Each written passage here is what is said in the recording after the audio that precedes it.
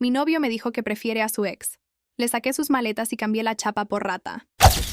Todo empezó así. Rodrigo y yo llevábamos 3 años compartiendo un departamento que yo pagaba casi en su totalidad. Yo trabajo como consultora de software y mis ingresos son bastante estables, mientras que él siempre estaba entre proyectos o esperando a que su carrera como ilustrador despegara. Nunca me importó ser la que más aportaba. Pensé que éramos un equipo y que apoyar sus sueños era parte del trato. Pero me equivoqué. Todo empezó a desmoronarse cuando Silvia, su exnovia, volvió a aparecer en su vida. Ella lo había dejado hace años por un hombre con mucho dinero, pero al parecer, ese matrimonio había fracasado y ella buscaba consuelo en los brazos de su viejo amor. Al principio, Rodrigo me juró que solo eran amigos y que ella estaba pasando por un momento difícil. Yo, pecando de ingenua, le permití que la ayudara e incluso que la invitara a cenar un par de veces. Pero eso no fue lo peor. Lo peor fue notar cómo Rodrigo empezó a cambiar conmigo. Ya no me miraba con admiración, sino con una especie de juicio constante. Empezó a criticar mi ropa, mi forma de hablar y hasta mi trabajo. Decía que yo era demasiado cuadrada y que me faltaba la chispa que tenían las personas con alma de artista. En ese momento supe que algo estaba muy mal, pero mi mente se negaba a aceptar que estaba siendo reemplazada frente a mis propios ojos. Una noche, mientras pensaba que yo estaba dormida, lo escuché hablando por teléfono en el balcón. Su voz era melosa, una voz que no usaba conmigo desde hacía meses. Lo sé, Silvia. Ella es buena persona, pero no tiene tu fuego. Estar con ella es como leer un manual de instrucciones. Contigo todo era una aventura. Sinceramente, la prefiero a ella para pagar la renta, pero te prefiero a ti para vivir de verdad. Sentí un vacío en el estómago que casi me hace vomitar. Yo era el manual de instrucciones. Yo era la cuenta bancaria. Me quedé inmóvil en la cama, con el corazón martilleando contra mis costillas, procesando que el hombre al que le había pagado hasta los materiales de sus pinturas me veía como un simple cajero automático con techo incluido. Pensé que esa sería la parte más difícil, escuchar su traición verbal, pero estaba equivocada. Lo peor ocurrió 3 días después. Yo estaba revisando mi cuenta de ahorros para un fondo de emergencia que tenía destinado para una futura casa propia. Me di cuenta de que faltaban $3,000. Al principio pensé que era un error del banco, pero cuando vi los movimientos, descubrí transferencias pequeñas y constantes a una cuenta que no reconocía. Rastreé la cuenta. No era de una empresa, era una cuenta personal, la cuenta de Silvia. Rodrigo le había estado enviando mi dinero para que ella pudiera pagar el depósito de un departamento de lujo y comprarse ropa de marca para sus citas. Mi dinero de trabajar 10 horas al día estaba financiando la vida de la mujer que me estaba robando al novio. Aquí es cuando todo se salió completamente de control. No lo enfrenté de inmediato. Quería pruebas físicas. Entré a su computadora mientras él estaba en la ducha. Encontré una carpeta oculta con capturas de pantalla de mis estados de cuenta y chats con Silvia donde él se burlaba de lo fácil que era manipularme. Ella ni se entera, decía uno de los mensajes. Cree que el dinero se pierde en comisiones bancarias. En cuanto termines de acomodarte, le pido el divorcio y nos vamos de viaje con lo que le quede en la cuenta. Esa tarde, él llegó a la cocina con una sonrisa falsa y me pidió dinero para una reunión de negocios. Lo miré fijamente y le pregunté si el negocio se llamaba Silvia. Se puso pálido. Intentó negarlo, empezó con el discurso de que yo estaba loca y que mis celos estaban destruyendo la relación. Pero cuando le puse las impresiones de los chats sobre la mesa, su cara cambió. Ya no era el novio arrepentido, era un extraño lleno de odio. ¿Y qué si es verdad?, gritó, golpeando la mesa. Ella es 1000 veces más mujer que tú. Tú solo eres una máquina de hacer dinero aburrida. Sí, prefiero a mi ex. Prefiero su inestabilidad y su pasión que tu vida perfecta y monótona. Al menos con ella me siento vivo. Contigo solo me siento un empleado más de tu vida perfecta. Me quedé en silencio. No grité, no lloré. Sentí una calma gélida que me recorrió la columna. Si tanto prefieres su vida, vete a vivirla ahora mismo, le dije. Él se rió. No me puedes echar. Vivo aquí. Tengo mis cosas aquí. Mañana buscaré un lugar, pero hoy no me muevo. Se encerró en el cuarto de huéspedes pensando que yo me quedaría llorando en la sala, pero no sabía con quién se estaba metiendo. En cuanto cerró la puerta, llamé a mi hermano Héctor y a un cerrajero de confianza que me debía un favor. También llamé a una empresa de mudanzas express que ofrecía servicios de embalaje inmediato. Héctor llegó en 20 minutos. Entre los dos, empezamos a sacar toda la ropa de Rodrigo, sus cuadros, sus pinceles y sus zapatos caros. Lo metimos todo en cajas de cartón sin ningún cuidado. Rodrigo escuchó el ruido y salió gritando. Intentó empujarme, pero Héctor, que es mucho más grande que él, se interpuso. No la vuelvas a tocar, rata, le dijo Héctor con una voz que hizo que Rodrigo retrocediera. Sacamos todas sus maletas al pasillo del edificio. Eran 8 cajas y 3 maletas grandes. Rodrigo estaba histérico,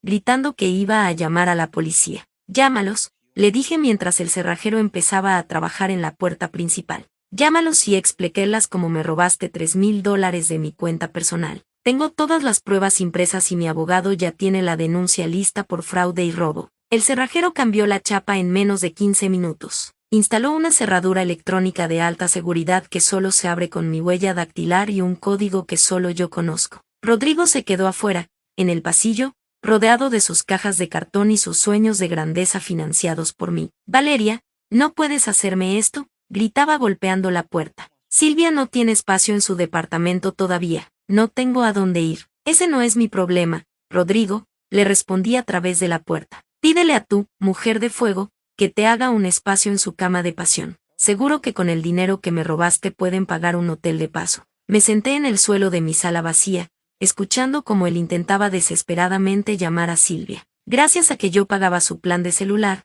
también procedí a cancelar su línea en ese mismo instante desde mi aplicación. El silencio que siguió fue lo más hermoso que había escuchado en años. Pero eso no fue lo peor. Lo peor fue lo que pasó al día siguiente cuando intenté entrar a mi oficina.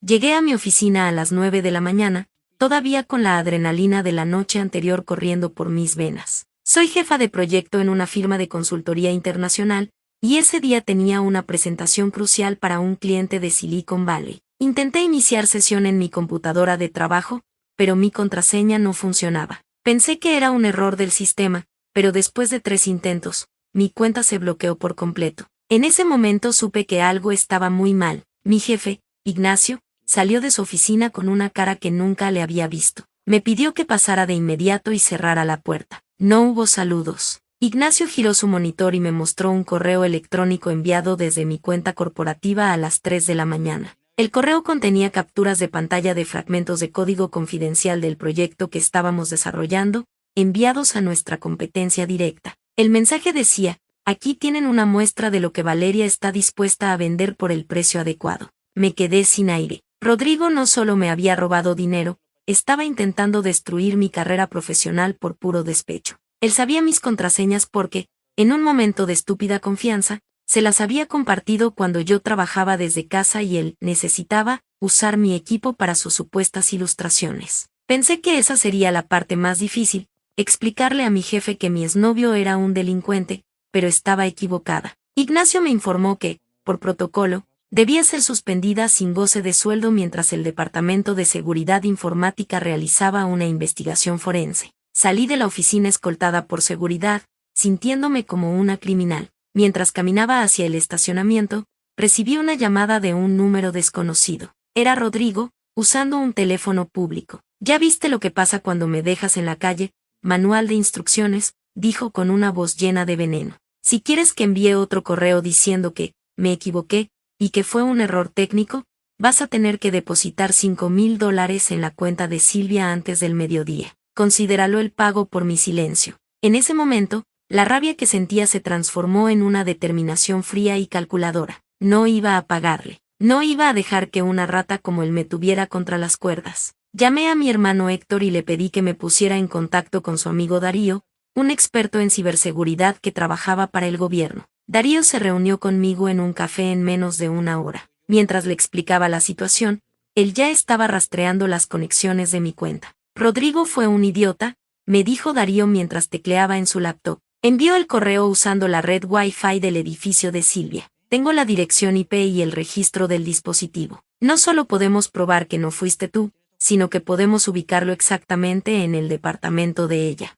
Pero eso no fue lo peor. Lo peor fue cuando Darío descubrió que Rodrigo no solo había enviado ese correo, había estado descargando archivos personales míos, incluyendo fotos íntimas y documentos bancarios, para guardarlos en una nube compartida con Silvia. Estaban planeando un chantaje a largo plazo. Darío logró bloquear el acceso a esa nube y recuperar el control de mi cuenta en cuestión de minutos. Con las pruebas técnicas en la mano, nos dirigimos a la fiscalía. Presenté una denuncia por acceso ilícito a sistemas informáticos, revelación de secretos industriales y extorsión. Mi abogado me dijo que, con la evidencia de la IP y los mensajes de texto de la extorsión, Rodrigo no tenía escapatoria. Mientras hacíamos todo el papeleo legal, mi teléfono volvió a sonar. Esta vez era Silvia. Su tono no era el de la mujer de fuego que Rodrigo describía. Estaba histérica. Dile a tu hermano que saque sus cosas de mi puerta, gritaba. La administración me va a echar por el escándalo que está armando. Rodrigo me dijo que tú le ibas a dar dinero y ahora la policía está preguntando por él. Aquí es cuando todo se salió completamente de control. Resulta que Silvia no era ninguna mujer exitosa que regresaba de un matrimonio millonario.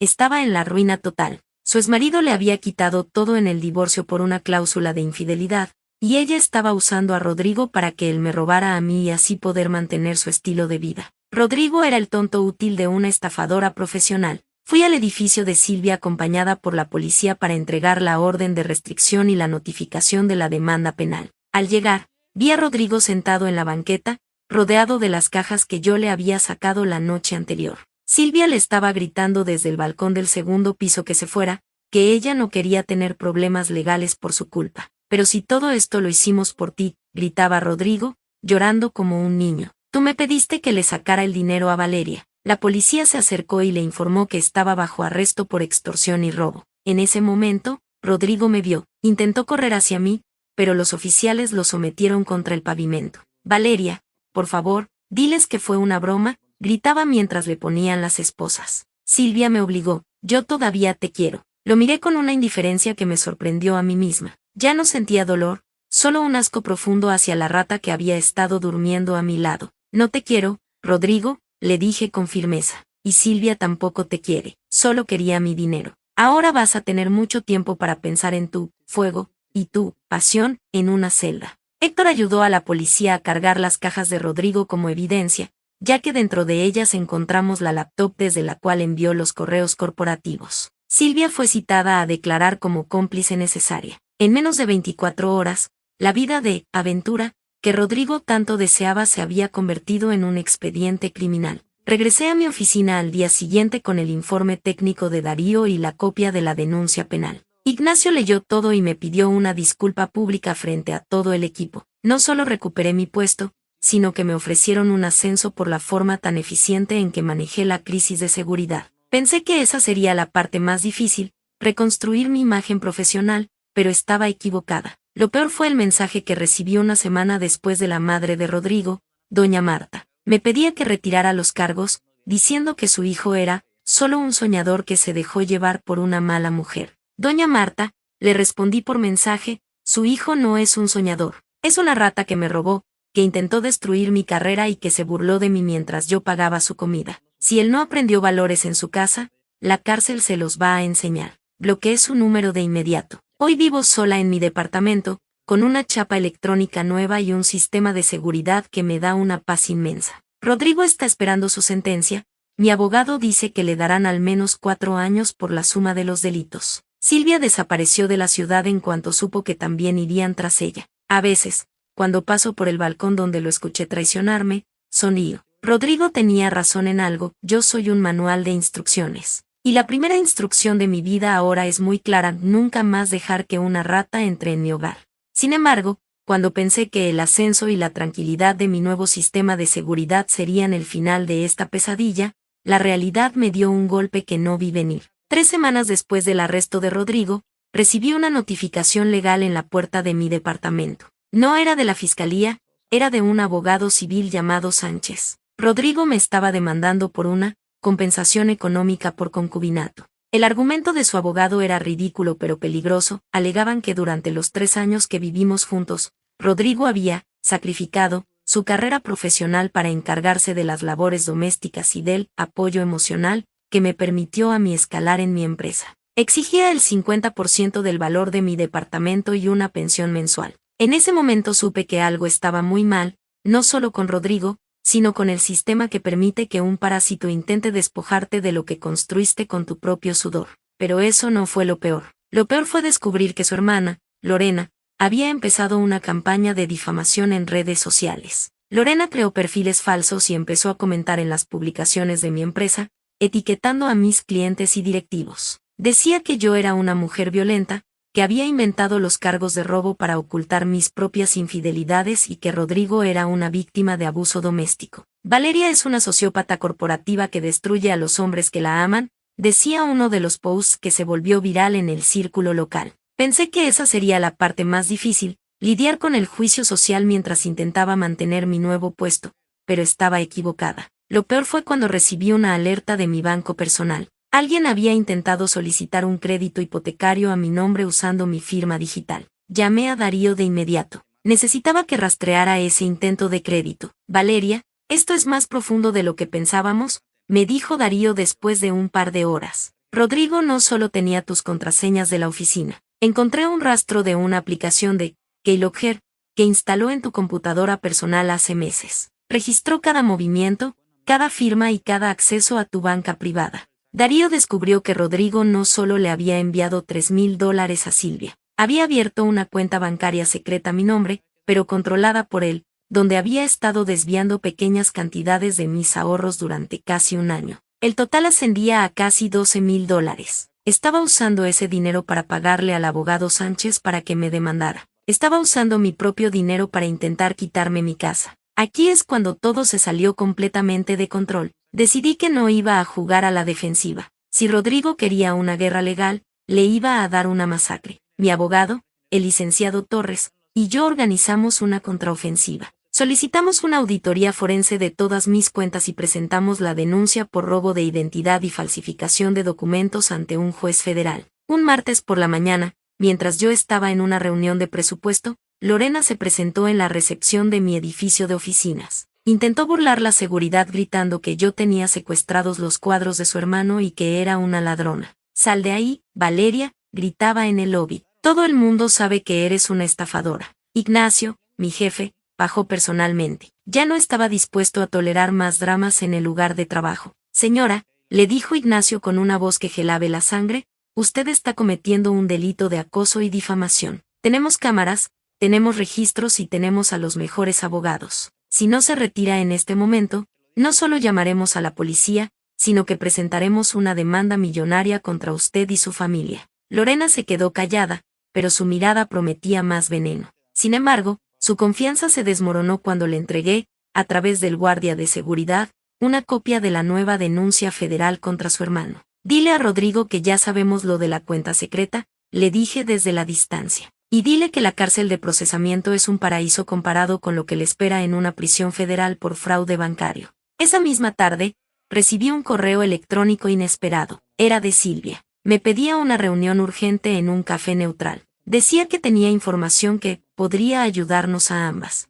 No quería ir, pero mi abogado me sugirió que lo hiciera y que grabara cada segundo de la conversación. Silvia llegó al café viéndose demacrada. Ya no tenía el aire de superioridad de la vez anterior. «Rodrigo me engañó a mí también, Valeria», empezó a decir, tratando de sonar como una víctima. «Me dijo que el dinero que me enviaba era de una herencia de su abuelo. Me dijo que tú eras una prima lejana que lo estaba ayudando a administrar sus bienes. Cuando me enteré de la verdad, intenté dejarlo, pero él me amenazó. Sacó un teléfono y me mostró mensajes donde Rodrigo le decía que, si ella hablaba, él diría que ella fue la mente maestra detrás del robo a mis cuentas. Silvia quería un trato, ella testificaría contra Rodrigo y entregaría todas las pruebas de las transferencias a cambio de que yo retirara los cargos contra ella por complicidad. «Piénsalo, Valeria», me dijo Silvia con desesperación. «Él tiene carpetas llenas de tu información. Tiene grabaciones de voz de nuestras conversaciones íntimas que pensaba editar para que pareciera que tú estabas planeando un fraude fiscal. Es un psicópata». En ese momento supe que algo estaba muy mal en la forma en que yo había evaluado a Rodrigo. No era solo un vago o un infiel, era un criminal calculador que había pasado años planeando cómo parasitar mi vida. Pero no le di a Silvia lo que quería. «No voy a retirar los cargos, Silvia», le dije. «Tú sabías de dónde venía el dinero cuando te comprabas esos vestidos de diseñador. Pero si testificas la verdad, el juez lo tendrá en cuenta. Es lo mejor que vas a obtener de mí». El juicio por el robo y la extorsión empezó 2 meses después. Rodrigo apareció en la corte con un traje barato y una actitud de hombre derrotado. Intentó aplicar la táctica del concubinato, de nuevo, pero mi abogado presentó las pruebas del Keylogger y las transferencias de la cuenta secreta. Fue devastador. El momento más impactante fue cuando el perito informático mostró cómo Rodrigo había creado perfiles falsos de Tinder usando mis fotos para intentar crear una base de datos de supuestas pruebas de mi infidelidad. Había hablado con decenas de hombres haciéndose pasar por mí, tratando de que ellos dijeran cosas explícitas para luego usarlas en el juicio de divorcio que él ya tenía planeado en su cabeza. Incluso Silvia testificó. Contó cómo Rodrigo se reía de mí cada vez que yo salía a trabajar, llamándome su mula de carga. Contó cómo le prometía que en menos de un año ellos estarían viviendo en mi departamento y que yo estaría en la ruina. El juez no tuvo piedad. Rodrigo fue sentenciado a 6 años de prisión por fraude bancario, robo de identidad y extorsión agravada. Además, se le ordenó restituir cada centavo robado, lo que significó que su familia tuvo que vender la casa de su madre para pagar la deuda y evitar que los activos de ella también fueran embargados por complicidad, ya que Lorena había recibido parte del dinero robado para sus propios gastos. Lorena tuvo que cerrar todas sus redes sociales y mudarse de ciudad después de que mi empresa ganara la demanda por difamación. El impacto en su reputación fue tal que perdió su trabajo como recepcionista en una clínica dental y nadie en el sector quería contratarla. Pensé que esa sería la parte más difícil, ver el desmoronamiento de toda una familia, pero estaba equivocada. Lo más difícil fue recuperar mi sentido de la seguridad. Durante meses, me despertaba a las 3 de la mañana revisando las cerraduras y mis cuentas bancarias. Me tomó mucho tiempo entender que el dinero se recupera, pero la confianza en uno mismo es algo que se construye piedra por piedra. Hoy, mi departamento está en silencio, pero es un silencio de paz, no de soledad. He cambiado todas mis contraseñas, he reforzado mi privacidad y he aprendido a no dejar que nadie, por muy apasionado o artista que diga ser, entre en mi santuario sin demostrar que tiene la misma ética de trabajo y de vida que yo. A Rodrigo le quedan 5 años en prisión. A veces recibo cartas de él pidiéndome perdón, diciendo que Silvia lo manipuló y que él todavía sueña con nuestro equipo. Las quemo todas sin leerlas. No hay equipo cuando uno de los jugadores está tratando de robarle el uniforme al otro. Soy Valeria, soy una jefa de proyecto exitosa, soy una mujer que no se dejó pisotear y, sobre todo, soy la única dueña de mi presente. La rata se quedó en la jaula, y yo finalmente estoy viviendo de verdad.